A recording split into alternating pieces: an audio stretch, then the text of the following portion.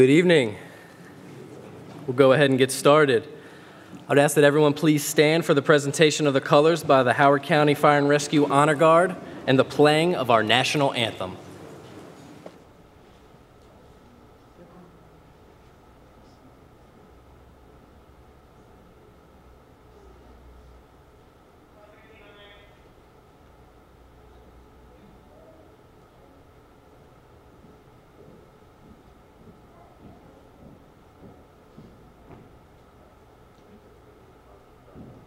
Uniform personnel, attend, hut.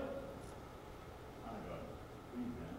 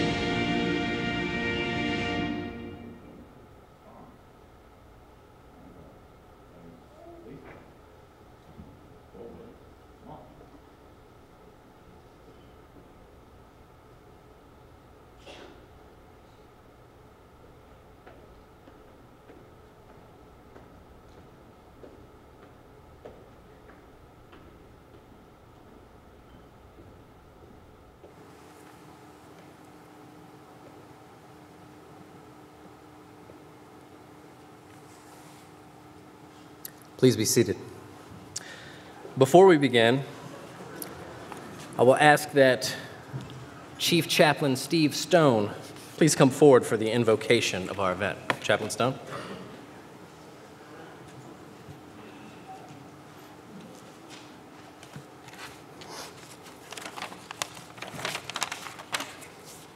Let us pray.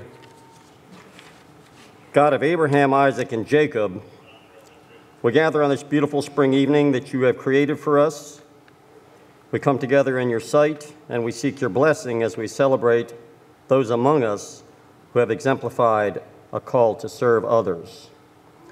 The words of 1 Peter tell us that each of you should use whatever gifts you have been given in their various forms to serve others as faithful stewards of God's grace. So today we join in commending these men and women who in their time of calling stepped up to serve, to care for your people in this community. We celebrate the tireless preparation and their readiness to serve when called to do so, or when finding themselves thrust into an emergency situation that require attention and skill. They have made that sacrifice. Though they seek no accolades, praise, or titles of greatness, they do represent the finest in character and morality of your people. And for this, we say praise be. Amen.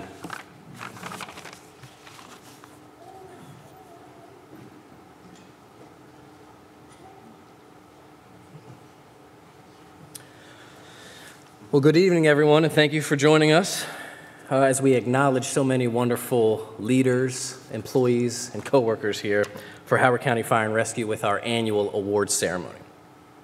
My name is Brad Tanner. I'm the Director of Community Outreach and Media Affairs, and I'd like to be the first to thank you for being here with us this evening. I also want to thank the staff at Johns Hopkins APL at the Kaiserkoff Center for working with us over the past year and letting us use this wonderful facility, so thank you very much. I'd be remiss, too, with my folks from the OFM if I didn't point out the exits. So if you didn't notice, we have 2 down here on the stage and then 2 behind you. As a crowd manager, we should all know that. At this time, I'll ask that you help me acknowledge those special guests who have joined us this evening, and please hold your applause until the end. Of course, we have County Executive Mr. Alan H. Kittleman with us, who you'll hear from in a second, our Chief Administrative Officer, Lonnie Robbins, retired Howard County Fire Chief Joseph Herr, Local 2000 President Rich Rule, and Battalion Chief Steve Hardesty, a representative for the Fire Officers Association. Thank you for being with us tonight.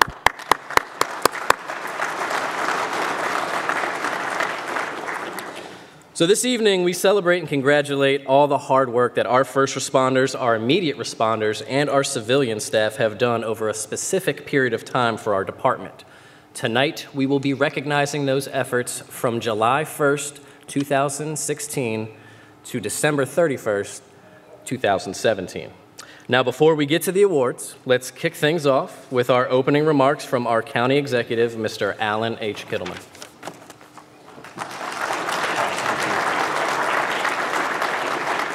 Thank you very much, Brad. It's a pleasure and a privilege to be with you tonight.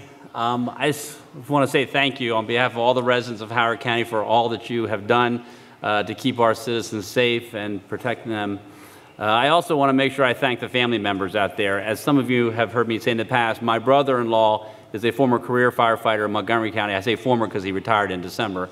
But I know that he and his family sacrificed, and not just the firefighter, I shouldn't say just, but not the firefighter alone, but the family sacrifices. So I want to thank all the family members here for your willingness to allow your loved one to, 1, put themselves in danger, but 2, to help them protect us here in Howard County.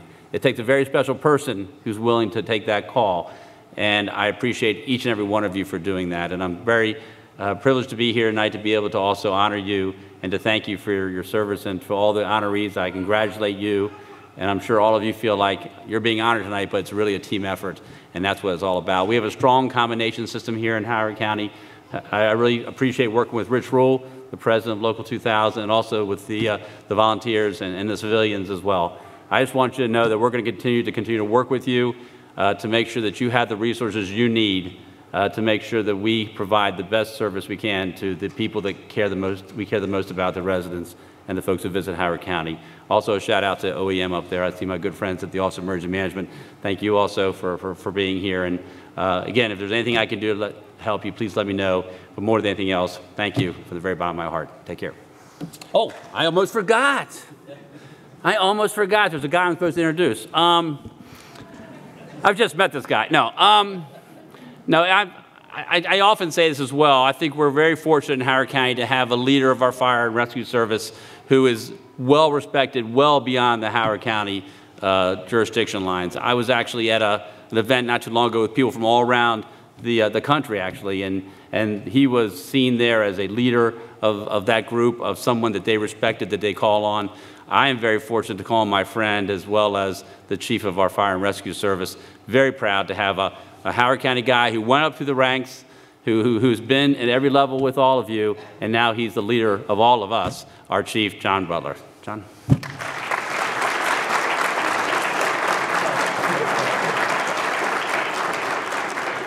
Good evening. I'm glad to see so many of you here today. We had taken a couple of years break from our award ceremonies. Fire and Rescue has an interesting relationship with award ceremonies. Anyone in uniform will tell you, why do we do this? This is what we do. This is our job. It's only our job, and that's fair and that's valid. But we also want to take a moment to celebrate each other and tell the stories of courage, bravery, and honor that happens every day that we take, I don't want to say, but for granted. But just as important are our family members, those not in uniform, those who live with us, those who wonder what's going on in our heads and how our days went. This is a moment of an hour, hour and a half that we can take to tell those stories and share them with others who aren't in the firehouse with us. This is a tradition we should not let go. We took a two-year break, and that's fine and well, but we shouldn't let this slip away. So I'm happy to see it come back, and I'm happy to see so many people here today. I'm thankful that you all took the time to come out, and the family members. Appreciate it. And that's it. Thank you for being here.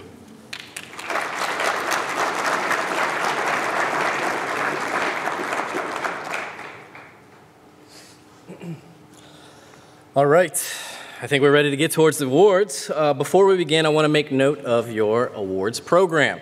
This is very important.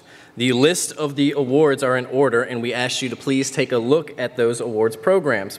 So as you are receiving an award, you look forward, look ahead, and if you are next to receive an award, please begin to make your way to the left side of the stage on the left staircase.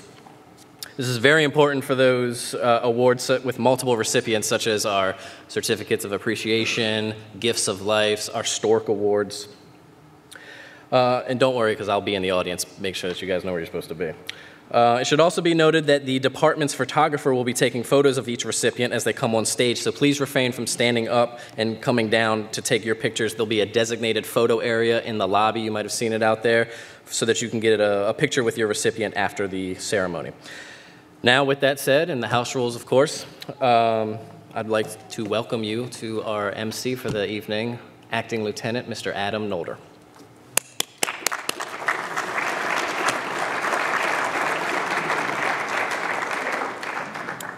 Thank you, Brad. It's an honor to be involved tonight. I'd like to ask our ceremonial committee to please come forward for the presentation of awards.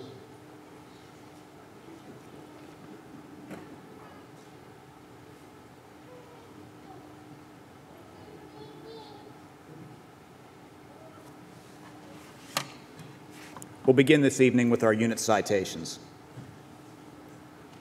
The following group responded to a water rescue call in which a 20-year-old victim died while swimming in the Patapsco River. On the evening of June 13, 2017, a 911 caller reported a missing swimmer in the Patuxent River. Units from stations 10 and 11 responded and deployed boats, as well as an underwater remotely operated vehicle known as the ROV, in an effort to recover that victim. Within minutes of identifying a point last seen, personnel located a potential object underwater, and within 30 minutes of deploying the ROV, the victim was located and brought to the surface. This operation reduced responder risk by avoiding a dive operation, provided mutual aid to Montgomery County, and brought pride to Howard County by demonstrating professionalism in both personal actions and technical abilities. Please help me thank and congratulate Battalion Chief Sean Allagher, Captain John Zauer, Firefighter Joseph Comito, Firefighter Paramedic Gavin Fogarty, Firefighter Thomas Skiles, Firefighter Recruit Pat Livesay, Master Firefighter HVO Michael Bowen, Firefighter Michael Marlette, and Firefighter Paramedic Stephen Tucker.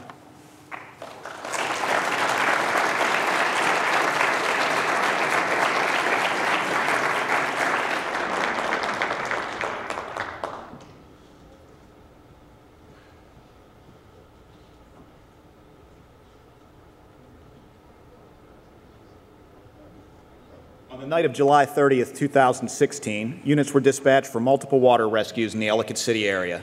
The weather event was described as a 1,000-year flood and most likely a once-in-a-career event for those who responded. We'd like to take the time to share the efforts our heroic first responders made and the obstacles they encountered during that time. Shoring operations conducted by our collapse rescue technicians helped protect the historic infrastructure until long-term solutions could be implemented. This resulted in crews operating in dangerous areas where signs of imminent collapse were observed. Search operations were conducted along 8 miles of the Patapsco River from Ellicott City to Elk Ridge. Large debris fields and contaminated floodwater had to be navigated in order to ensure that all the missing were located. Safety officers provided oversight while firefighters assisted residents and business owners in assessing their structures. During the flood, ground ladders were used to evacuate residents from the upper floors of buildings due to compromised internal egress. And perhaps the most important, at every level, our responders integrated seamlessly with outside agencies as the incident spanned many weeks. These outside agencies included federal, state, Howard County government, private industry resources, and external volunteer organizations. This could only happen if practices, principles, equipment, training, and standardized language used by our first responders were truly top-notch. The one universal language spoken during a disaster is competency, and our responders represented our Howard County residents, visitors, and business owners extremely well. Over 60 firefighters and paramedics responded on the night of this incident and encountered many high-risk situations. The responders will each receive a unique Ellicott City ribbon as shown on the screen. And although we cannot accommodate you all on stage, your name is displayed on the screen, and we ask that you now stand and be recognized.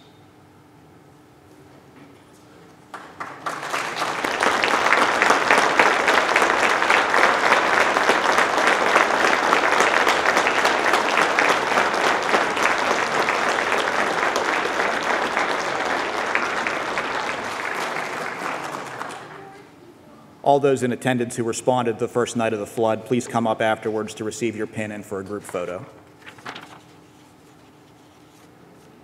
Our next awards are certificates of appreciation. Every year, this person does a massive amount of work behind the scenes of the awards program.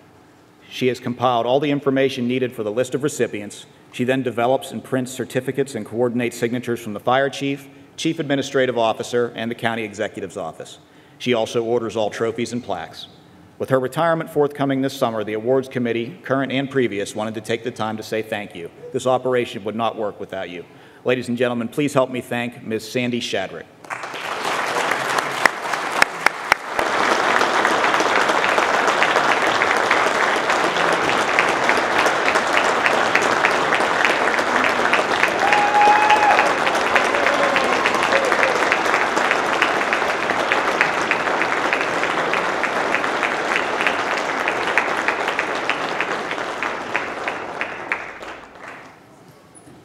The next recipient is being recognized for her selfless act to the community. After the 2016 Ellicott City flood, she repainted the railroad bridge on Main Street. She was involved in the initial painting of the bridge in 2003 as a member of Station 2 A Shift. This bridge has become a focal point and landmark for this unique and historic town, and this time she took the task of repainting the bridge on alone. Her time and effort to make sure this bridge remains an Ellicott City landmark shows her dedication to the community where she lives and works. Following the devastating floods, this recipient also volunteered her time to help local residents and business owners recover. The repainting of the bridge is a huge help to the Ellicott City community and the residents in the recovery and rebuilding process. Please help me thank and congratulate Master Firefighter Wendy Pidell.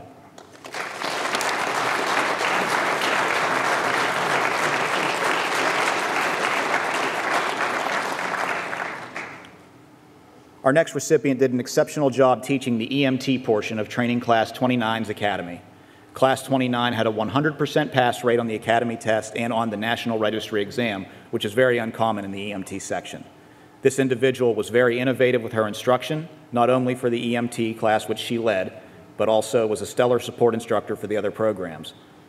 She is also in charge of the Advanced Life Support Continuing Education Program, STEMI packet, and is an instructor in the annual First Alarm Girls Fire Camp.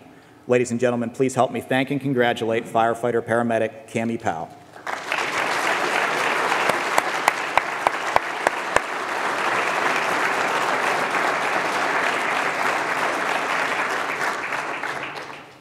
This next recipient is being recognized for the valuable contributions that she makes to the Fire and Rescue Logistics Bureau.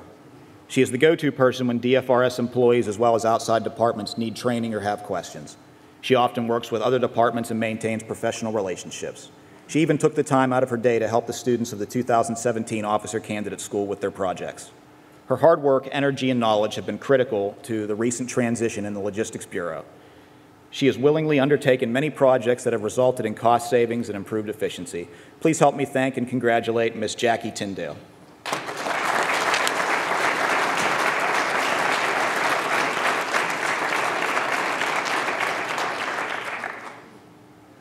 Our next individual is recognized for the valuable contributions that he makes to the Logistics Bureau. Since coming on with DFRS, he has shaped and created the Quartermaster's office into what it is today.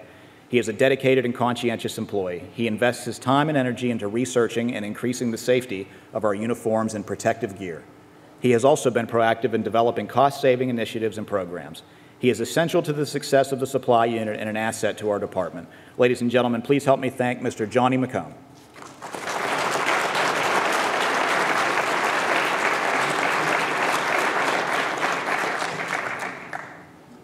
During the Ellicott City flood response and recovery, this crew worked tirelessly from the night of the storm throughout the next several weeks, doing some complex rigging and lifting to remove the bulk of the damaged vehicles from the streets as well as the Tiber and Patapsco rivers. This crew worked very closely with our Special Operations team and the Howard County Police Department. Please help me give a huge thank you to Morton's Towing.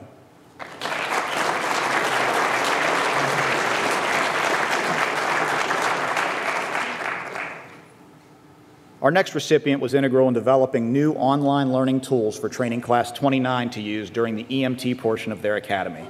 She developed interactive quizzes in the form of computer-generated games that the trainees could participate in as groups or individuals. These games consisted of Jeopardy, soccer, battleship, and baseball. The feedback from the trainees was very positive, and it showed in their passing grades. She was also instrumental in developing online practice exams for the virtual academy that the trainees could use to prepare for the National Registry EMT test. Her work enabled the instructors to monitor the trainees' progress and to determine which questions or topics they struggled with so a tutoring program could be made. Please help me thank Ms. Suzanne Dees.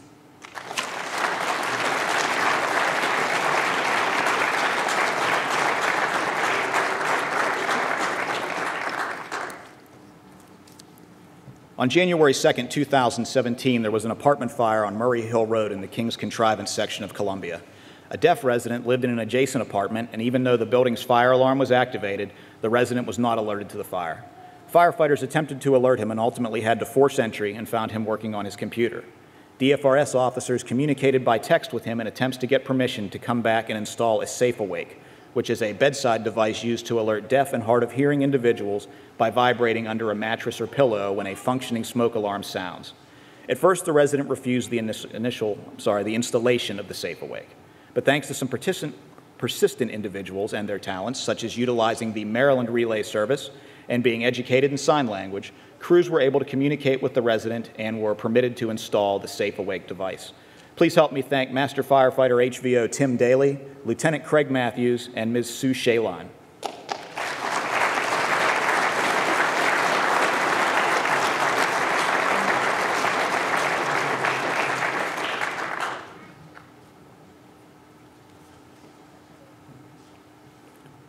This next individual has gone above and beyond this year in helping out with the Resuscitation Academy as the only basic life support instructor on the team.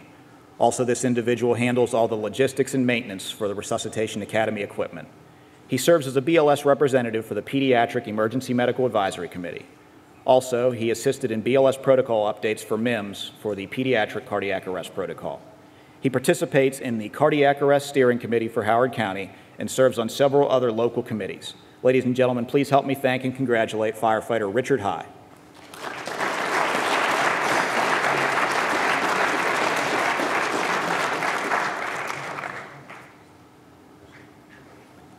Beginning with the opening of the Emergency Operations Center at the height of the storm on July 30th, 2016, and concluding by coordinating the repainting of the CSX Bridge on Main Street just prior to the one-year anniversary of the flood, this team worked untold hours in the months after the flood with businesses, property owners, and residents, often in extremely stressful situations, helping to recover the community.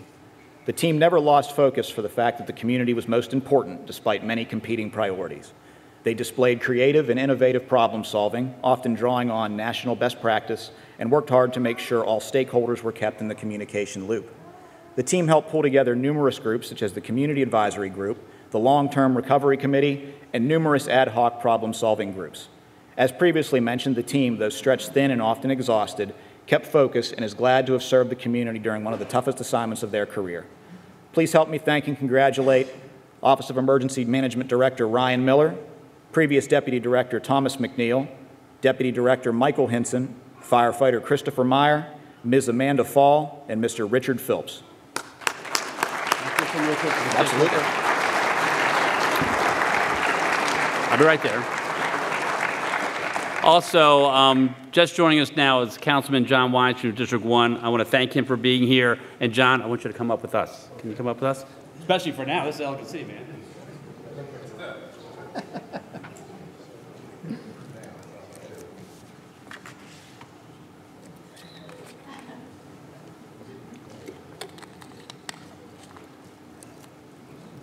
Our next awards are the Gift of Life Awards.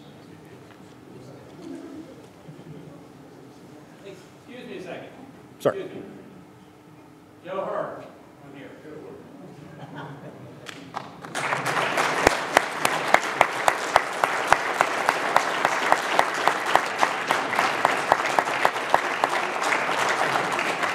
who don't know, Joe Herr basically coordinated everything for us and was an amazing asset. Being somebody who knew Howard County so well, we were so fortunate.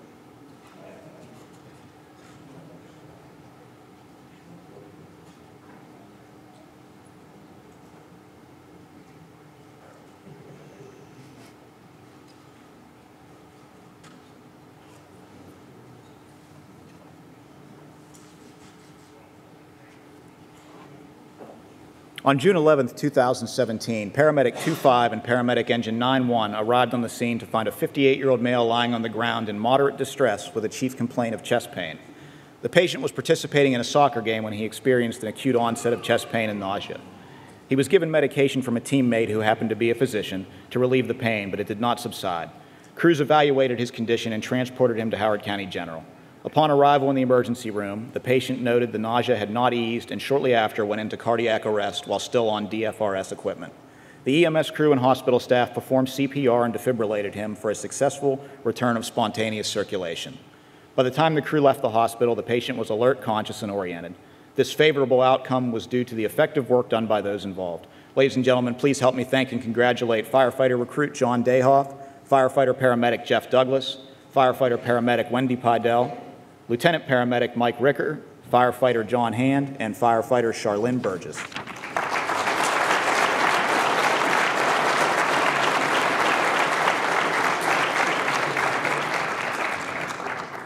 On June 15, 2017, crews arrived on the scene to find a 48-year-old male on the ground with bystander CPR being performed. It should be noted that the bystander on location was a volunteer with the Lisbon Volunteer Fire Company who was alerted to the emergency via PulsePoint push notification. PulsePoint is a smartphone app that Howard County has purchased to alert residents, employees, and visitors of a CPR event within a quarter-mile radius of their location. The crews on location relieved the immediate responder and began high-performance CPR and defibrillation. Within 2 minutes, the patient regained a pulse but went back into cardiac arrest. Crews were able to achieve a return of spontaneous circulation again, and the patient began showing signs of breathing on his own during transport. Ladies and gentlemen, please help me thank firefighter paramedic Christina Castro, firefighter Ricardo Trujillo, firefighter paramedic Brian Flanyak, Captain Josh Zulik, firefighter HVO paramedic Randy Furman, firefighter recruit Peter Wang, and volunteer firefighter Simone Rockstroh.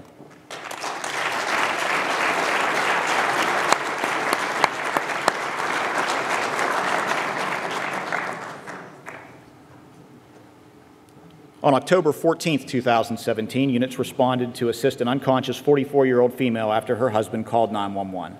The patient went into cardiac arrest as crews arrived, and they quickly began high-performance CPR. They were able to safely package the patient and transport to Howard County General, where care was transferred to the ER staff. Though she was still unconscious, crews were able to regain a pulse before transferring to the ER staff.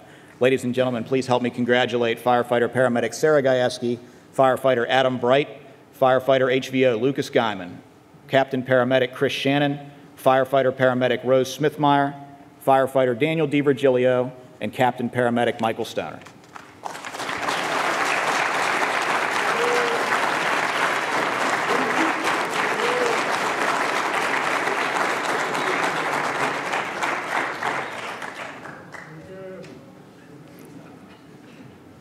On September 11, 2017, crews responded for a 60-year-old male who family members believed was in cardiac arrest. Family members began CPR as the crews were dispatched. Upon arrival, EMS crews took over CPR and defibrillated the patient 3 times to achieve a return of spontaneous circulation. The patient then began to breathe on his own and was transported to Howard County General without incident. Please help me congratulate firefighter John Roulard, firefighter paramedic Kim Webb, firefighter recruit Patrick Livesay, Captain paramedic Brian Pickett, firefighter paramedic Gavin Fogarty, firefighter Michael Goldsmith, firefighter HVO Adam Young, and firefighter HVO Sean Morrison.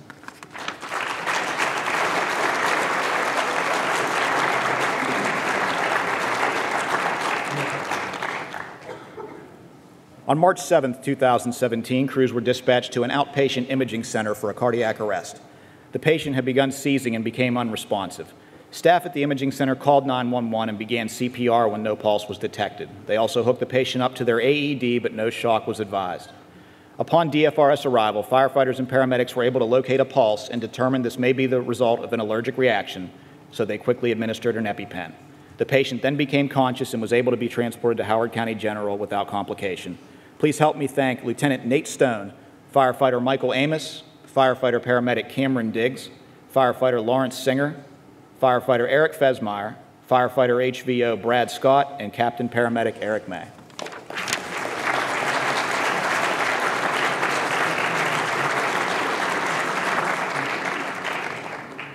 On March 3, 2017, crews responded to the report of an overdose. Upon arrival, crews found a police officer administering CPR. to a patient who appeared to be in cardiac arrest. The officer noted he did not have a chance to administer Narcan because he had begun compressions on arrival. Crews took over performing CPR and administered Narcan. The patient responded positively to the Narcan and became conscious and alert. Ladies and gentlemen, please help me thank Captain Michael Bonnert, firefighter paramedic Stephen Colburn, firefighter HVO Ryan King, firefighter Chris Cole, Captain Jeff Carter, firefighter Brian Egan, and firefighter Conrad Burris.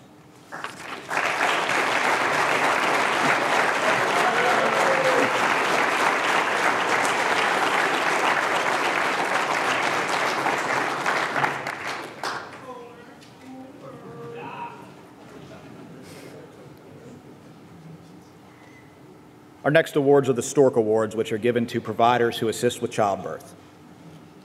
On November 4th, 2016, this recipient received a call from the Econo Lodge in Elk Ridge. The caller was an excited male who reported that his wife was in labor and delivery was imminent.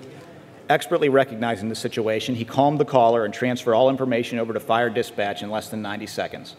During the call, his demeanor was assertive yet professional.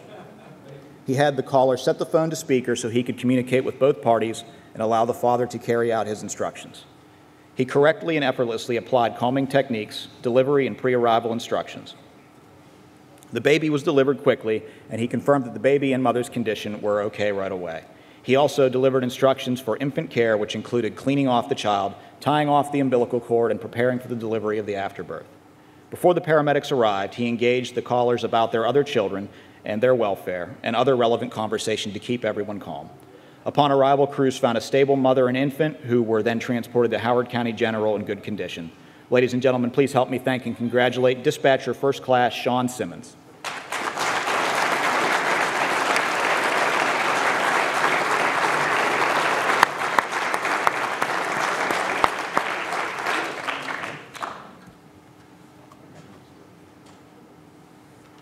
On May 23, 2017, this crew recognized an imminent birth and the complications associated with what presented as placenta previa, a life-threatening condition for both mother and baby. The crew quickly assessed the patient, packaged her, and transported her with labor and delivery staff notified while en route. Upon arrival at the hospital, the patient was taken to the operating room and the baby was delivered via emergency C-section. The labor and delivery doctor credited the baby's life to this crew for their quick response, treatment, and transport. Please help me thank and congratulate firefighter-paramedic Rose Smithmeyer, firefighter Justin Kaminsky, Lieutenant Josh Hummel, Master Firefighter HVO Larry Yates, Master Firefighter Dylan Murray, and Firefighter Stephen Cover.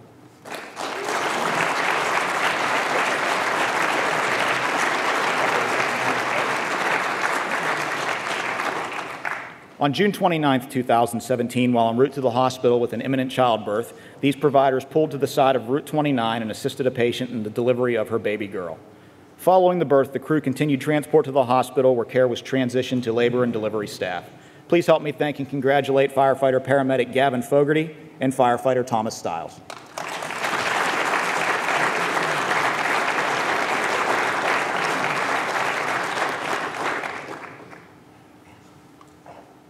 On March 15, 2017, Paramedic 115, Engine 111, and Fleet 513 responded to a call for a patient in labor.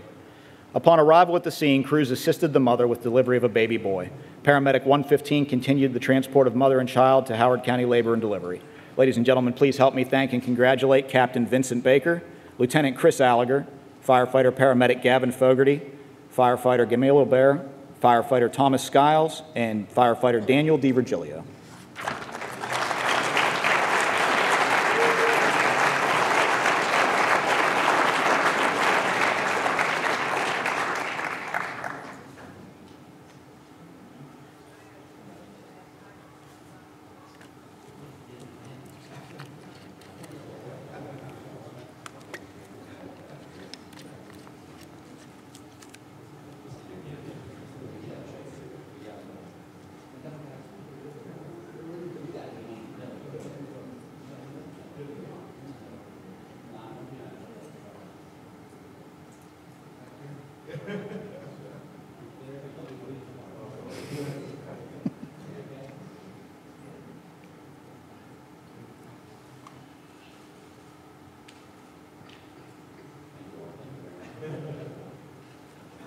Our next awards are Citations of Honor. All apparatus that has any type of EMS equipment on board is thoroughly inventoried during the vehicle's assigned weekly check. Depending on the specific vehicle, these checks can take anywhere from a couple hours to half the shift. In an effort to streamline this procedure, the following has taken place. All advanced life support bags on suppression apparatus have been secured using red security tabs with corresponding numbers. These numbers are tracked to assure that the tags are not being randomly broken and resecured. This has cut the time to perform the EMS inventory in half. This recipient of this award has taken this process one step further. He has inventoried each pocket on the blue advanced life support bags and placed a laminated inventory card inside. This way, if a security tag is broken, a quick glance at the laminated card carried within the pocket is all you need to complete a restock versus going to the intranet and printing out a complete inventory. This effort saves the department both time and money. The citation of honor for a great idea goes to firefighter Gary Candela.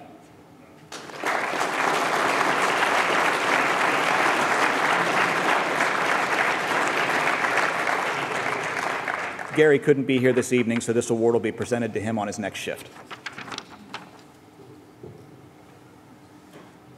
The recipient for our next citation of honor came to Station 11 as the captain in 2013 and has worked hard to get them more involved in the Special Operations Team. Over the next few years, through research and a little trial and error, he and the crews from Station 11 demoed different equipment for water rescue operations training. After a trial period, he realized those efforts would be inefficient.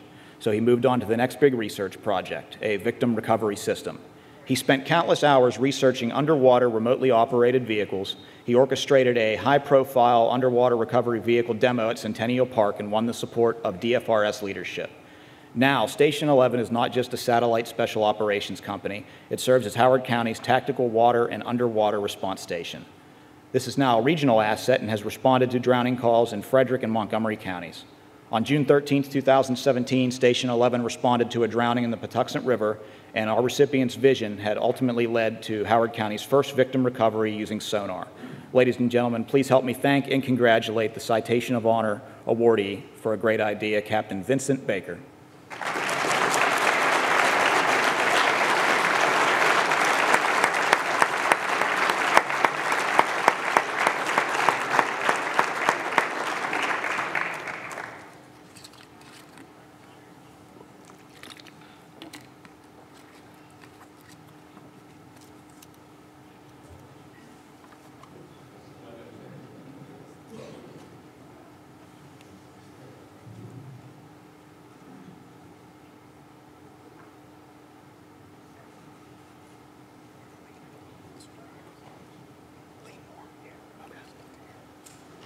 Our next citations of honor are for community risk reduction.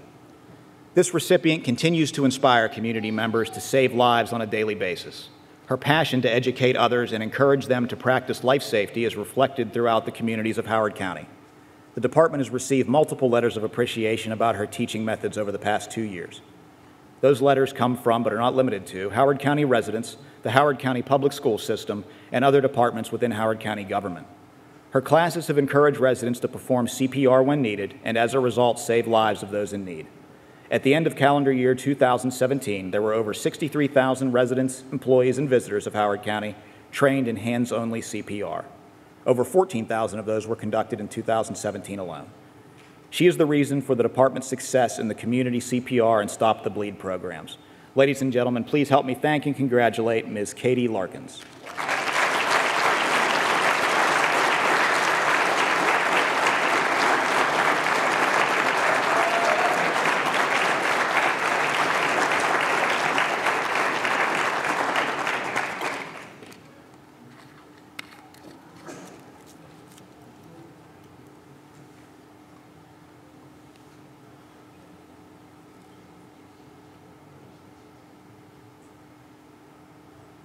Our next citation of honor is also for community risk reduction.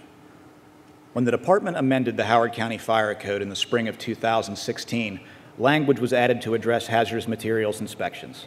This recipient was invaluable to the fire marshal as he provided technical expertise in writing much of the new hazmat code language. When the Office of the Fire Marshal sought a full-time hazmat inspector through a competitive process, this individual set himself apart from the other candidates based on his experience with the permitting process and his formal education in chemistry. Since his transfer to the Office of the Fire Marshal, he has built a new inspection process from the ground up, trained career officers and the rest of the inspection staff on the process, and conducted over 100 hazmat inspections, some very technical in nature. He is articulate and knowledgeable in communicating with internal and external customers. He has kept accurate records for billing purposes and can easily answer questions about inspections he has performed. He is a perfect example of a professional fire officer who not only leads the way in developing new programs, but putting them into action. Please help me thank and congratulate Captain Jeremy Clancy.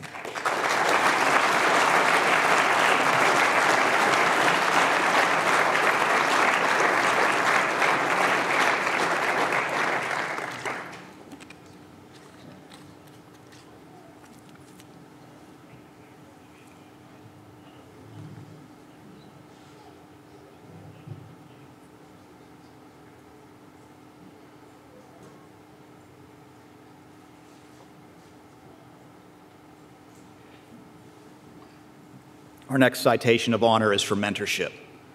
This individual has shown exceptional leadership, mentoring, and care to everyone at Station 7. He has used his almost 20 years of experience in the county, teaching and being a mentor to anyone he comes in contact with. His knowledge of the county, department, and with life in general has made him the go-to senior man at the station. It has become a common practice for most decisions to be run by him before they are made. He also takes time to teach and demonstrate to others so they can be proficient in the tasks they are assigned. He co-chairs the Risk Management Committee for the department and works closely with others to ensure that the department will be left in a better state than when he started. He is currently working on 2 projects. One includes working on vehicle safety and developing an end-user year-long survey on new equipment that the department purchases. This recipient enters the station the same way every shift. He walks through the back door with a smile on his face and makes sure he shakes everyone's hand. Please help me congratulate Master Firefighter Carlos Brown.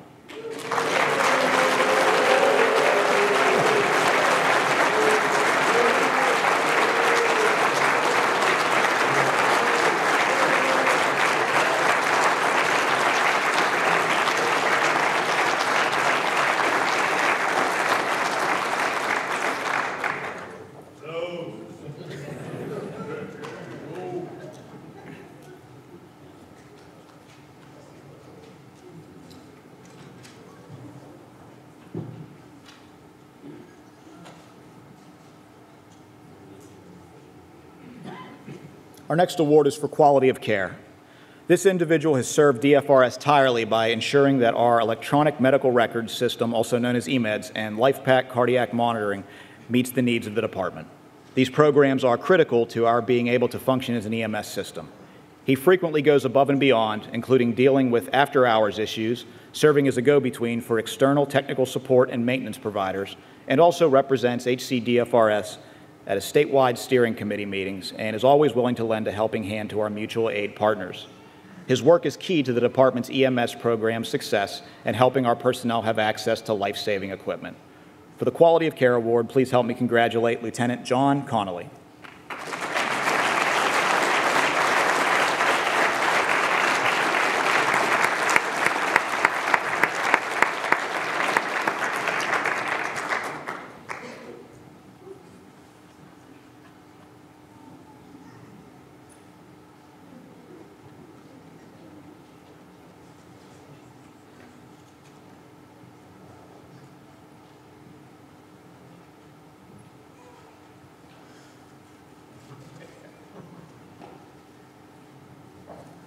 Our next award is for meritorious service. In late 2016, DFRS met with leadership from the Howard County Police Department to discuss their willingness to train select members as police officers. While the discussion seemed easy, someone had to research and write what would ultimately become legislation that would work its way through the Maryland General Assembly in Annapolis during the 2017 legislative session. This recipient was given the task of writing the legislation, and after looking at other jurisdictions, crafted a document that had to undergo minimal revision. It was reviewed locally during public hearings, introduced in Annapolis, and voted on and passed in the spring of 2017. Due to this hard work and achievement, future members of the Office of the Fire Marshal will be able to receive law enforcement training and become sworn officers. For the Meritorious Service Award, please help me congratulate Captain Paramedic Robert Ferguson.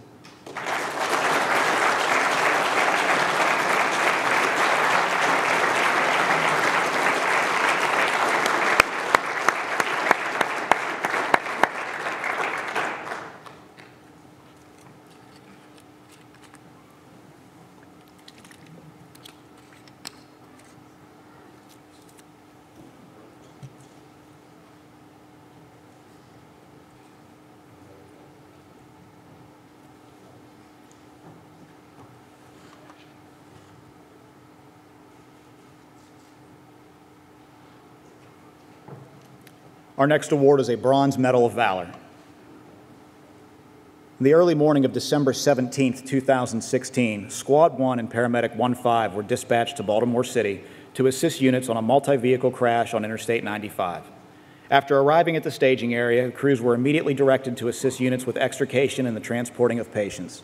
Squad 1 was directed to assist Baltimore City Rescue 1 with a severely entrapped driver. The entire company spent 2.5 hours working side by side Baltimore City Rescue 1 to successfully extricate the driver of a sedan. During this time, members of Squad 1 were crawling, laying, cutting, and performing extrication practices on a roadway that was covered in diesel fuel, antifreeze, ice, and freezing rain. To even access the car, crews had to crawl under tractor trailers and over severely damaged vehicles. The dash, steering wheel, and A-post had created a cocoon around the driver's lower extremities. In order to free the lower extremities, both companies were cutting, spreading, pulling, and lifting in a coordinated manner to reach the common goal. All the meanwhile, the Shock Trauma Go team was preparing to do a field amputation of the driver's legs should he become unresponsive. After 2.5 hours, the driver was successfully extricated and transported to the hospital. Please help me congratulate and thank Captain Michael Trimper, Firefighter Harold LeKay, Firefighter Abby Perkins, Firefighter Daniel DiVirgilio, Volunteer Firefighter Jay Stanton, the recipients of a Bronze Medal of Valor.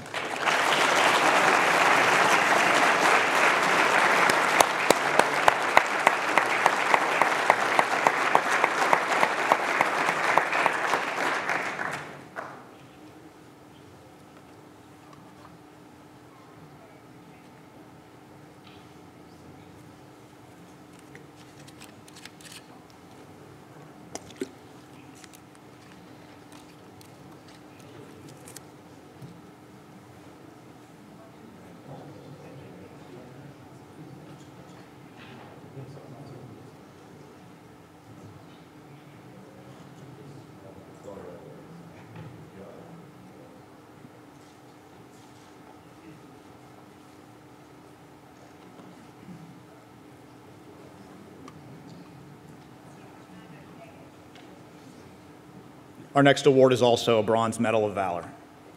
On the night of July 30th, 2016, units were dispatched for multiple water rescues in the Ellicott City area. One crew determined that there were 3 cars in imminent danger of washing down Main Street. Please refer to the diagram above. Car number 1 was observed to have 2 elderly occupants, while car number 2 had a single elderly occupant. Car number 3 was determined to be unoccupied. Car number 2 was determined to be in the most danger, as crews observed it starting to become buoyant while still occupied. Water Rescue 10 was unable to be turned around, so the crew unhooked the inflatable boat and walked the trailer and the boat down Frederick Road to be launched. As the boat entered the water on Frederick Road, it and its crew were immediately taken downstream and pinned against a guardrail. As the boat crew was carried across Frederick Road, they crossed the hood of car number 1 and confirmed it was occupied by 2 individuals. They tied the boat off to a guardrail to prevent them from being carried further downstream. One rescuer left the boat and was able to walk upstream on a barely visible guardrail, untethered, in the hopes of receiving a rope from the crews remaining on ground on the Rogers Avenue side of the incident. The other 2 members of the boat team also left the boat and were able to cross the water to make access to car number 2. It was then that they were able to put a personal flotation device on the elderly woman inside. While this was happening, crews on solid ground were able to throw a rope approximately 30 to 40 feet to the boat team, who anchored it to their side of the car. One rescuer, followed by the victim, followed by another rescuer, were able to work their way hand over hand on the now tensioned rope to get to the other side. One rescuer kept both his hands on the rope while using his legs to keep the victim from being washed downstream. During this crossing, the crews relied solely on their hand strength, as there was no positive fail-safe connection. Additionally, they operated with no formal downstream spotters. Once they had crossed Frederick Road, they were able to recon car number 1 and able to assist those occupants to safety also. Ladies and gentlemen, please help me thank and congratulate these Bronze Medal of Valor recipients: Firefighter Paramedic Stephen Tucker, Firefighter John Roulard, and Firefighter Michael Marlette.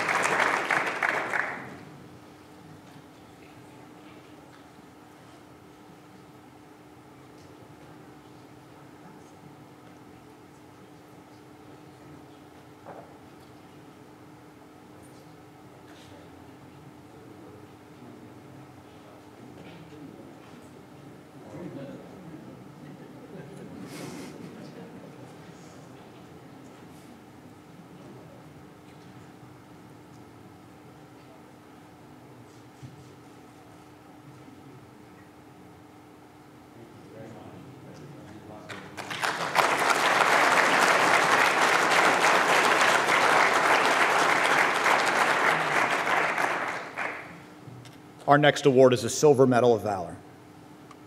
On October 21st, 2017, this individual was at home after his normal shift with his wife. They heard a commotion and went outside to find one of his neighbors caring for someone injured. This recipient determined that the individual had been shot in the face. He did not know where the shooter was or what the circumstances were and admitted that he was concerned that the shooter could still be in the area. He then retrieved a gunshot care kit that he keeps in his vehicle and initiated care. He bandaged the facial wounds and was able to calm and reassure the patient while waiting for additional help to arrive. He was also able to secure the patient's airway as there was a significant amount of blood and facial deformity. This individual displayed bravery involving unusual personal risk beyond the expectations while off duty. He demonstrated unusual judgment during an emergency beyond that normally expected. For this, we issue you the Silver Medal of Valor.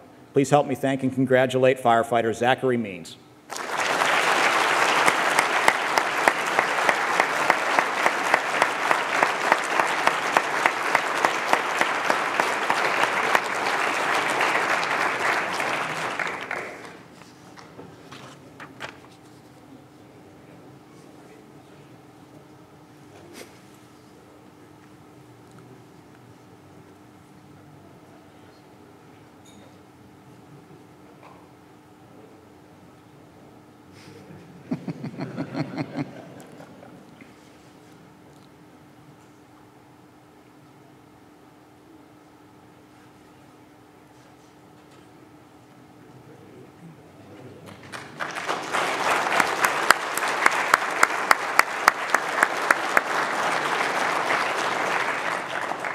Our next award is the Silver Medal of Valor. On August 27, 2016, Howard County police officers were notified of a large party on Free State Drive. The credible information informed them that approximately 1,000 people were going to be expected in attendance. Howard County Police requested the on-call fire marshal to assist in the matter. One of our fire marshals, who was off duty at the time, responded to Southern District to assist the officers. He researched the location, finding that the capacity limit was not to exceed 299 persons. Also, Howard County Fire Code would require a crowd manager be in place. At 2300 hours, members of HCPD responded to the location with the fire marshal and made contact with the event manager. Officers conducted an assessment, finding that the business was within its capacity limits, estimating there were only to be 200 to 250 people. The venue was observed to have interior lights turned off, which was a fire code violation. This violation was relayed to the event manager and corrected. Learning that the party was about to end, members of the police department remained in the area with the fire marshal despite him being off duty.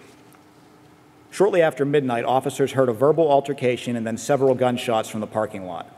Officers approximately 50 feet away from the were approximately 50 feet away from the parking lot when the gunfire erupted. Multiple officers were responding from various parts of the county. An officer and the fire marshal responded to the south exit of the parking lot, displaying immense courage and bravery by entering an area where shooters' whereabouts were unknown. Despite knowing the danger of coming under fire, the recipient, who is also a department tactical medic, entered the hostile area, finding a large crowd and one subject shot in the arm. The HCPD officer provided protective coverage and kept the hostile crowd at bay for this recipient to begin assessing the wounded victim. The victim was found to have an entry and exit wound on his right arm. Further inspection found that the bullet traveled through the victim's arm, coming to rest in his right lateral chest. Our recipient controlled the bleeding with gauze and a pressure dressing and also applied a chest seal, ultimately stabilizing the patient for his trip to shock trauma. This all took place while the crowd became increasingly hostile towards our responders. Ladies and gentlemen, please help me thank and congratulate our Silver Medal of Valor recipient, Lieutenant Paramedic Kevin Frizzell.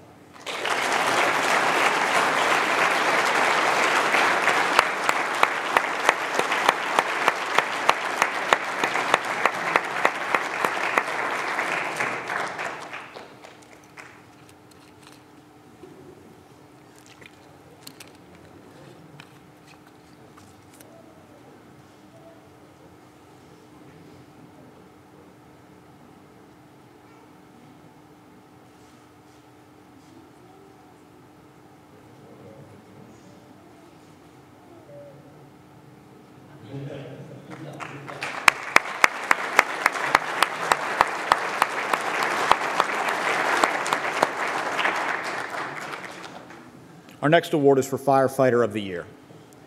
This firefighter on many occasions has gone above and beyond the call of duty to show his commitment to our department's mission, vision, and values. The following are some examples of his actions that warrant this award.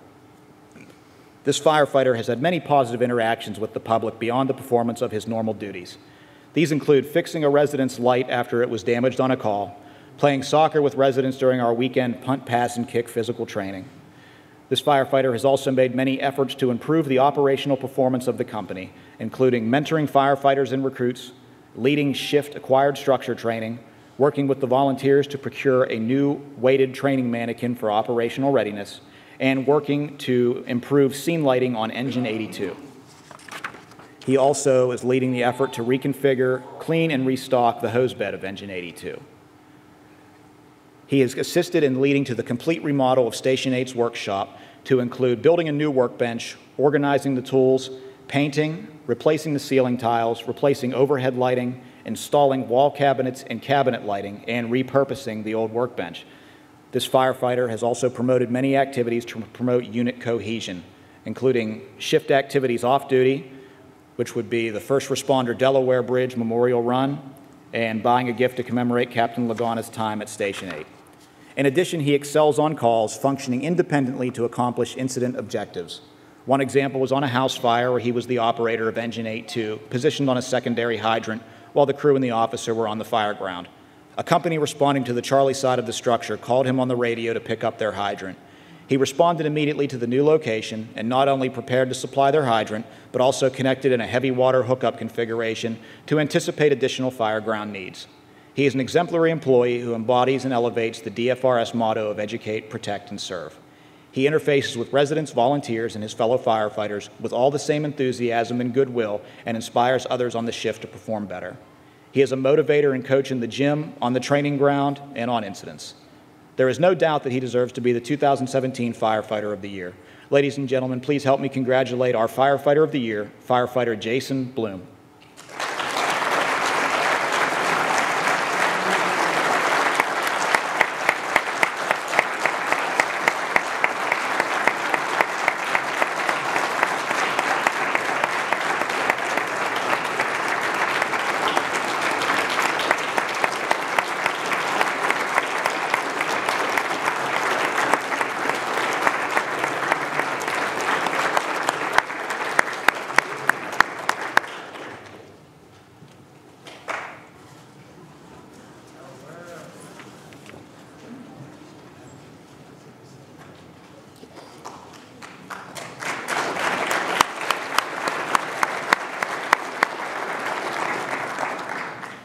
Presenting this year's Fire Officer of the Year award is Captain Tim Dorsey from Tower 2.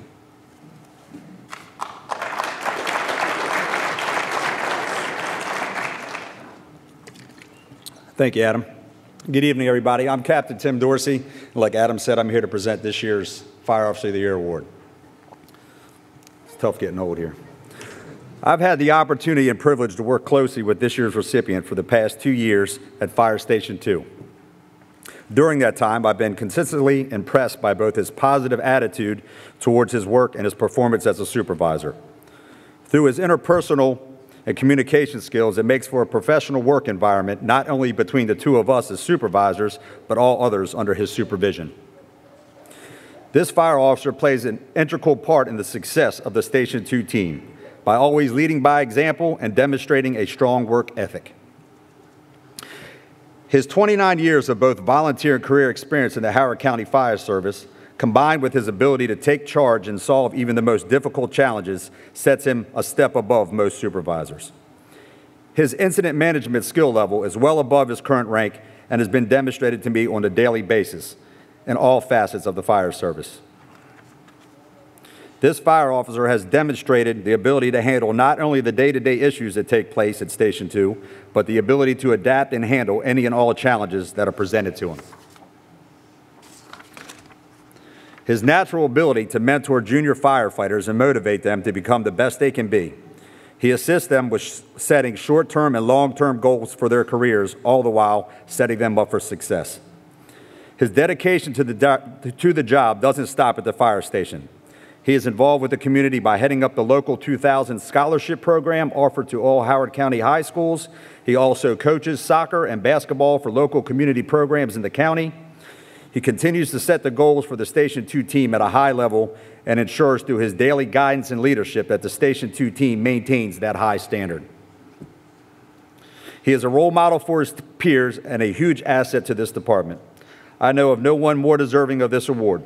Ladies and gentlemen, please help me congratulate our Fire Officer of the Year, Lieutenant Jeff Schilling.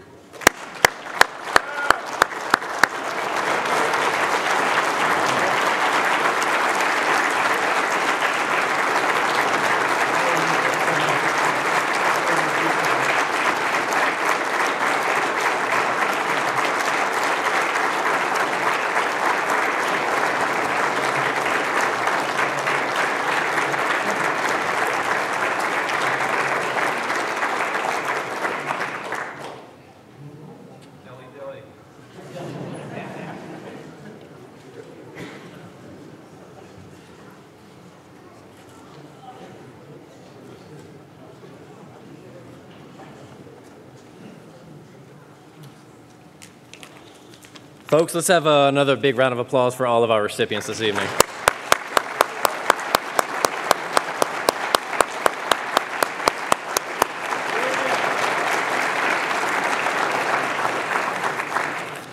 I believe Chief Butler wants to say one more thing.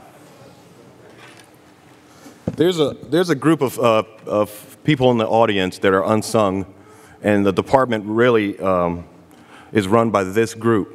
They're the ones, they're the extension of the fire chief, and that's the fire officers, the fire management.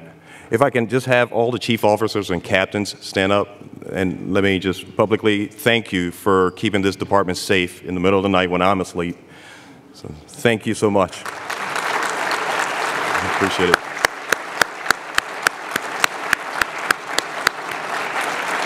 Yeah. And Chief Dixon, come on up here for me, please, if you don't mind.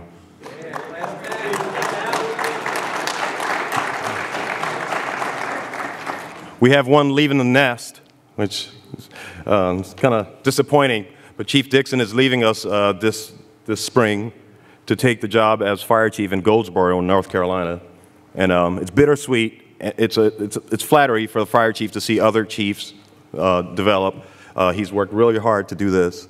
And I'm really proud of my friend and colleague and one funny guy, Chief Dixon. So I'm really, really, really proud of him.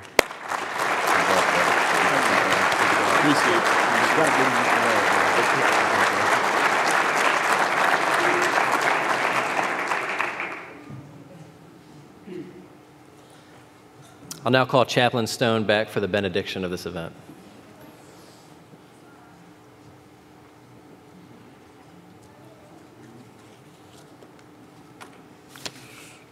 Let us pray. God of all people, as we prepare to leave this place, may we do so with your blessing and carrying before us the words of Peter in our hearts and our actions. We pray that you may go with us as we return to our homes, to our families, and to our places of work. Protect us on the roadways we travel and in all that we do. Guide us to selfless action that we might meet again to celebrate more noble deeds done in our love for humanity.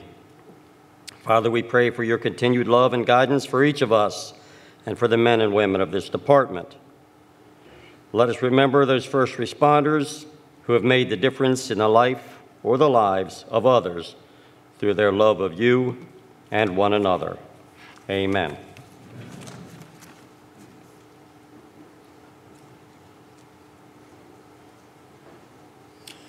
This now concludes our ceremony. Like I mentioned before, you can take pictures with your recipient out in the lobby, and if you were part of the Ellicott City flood, please make your way to the stage. We do have the Ellicott City ribbons for you, and we want to get one group shot.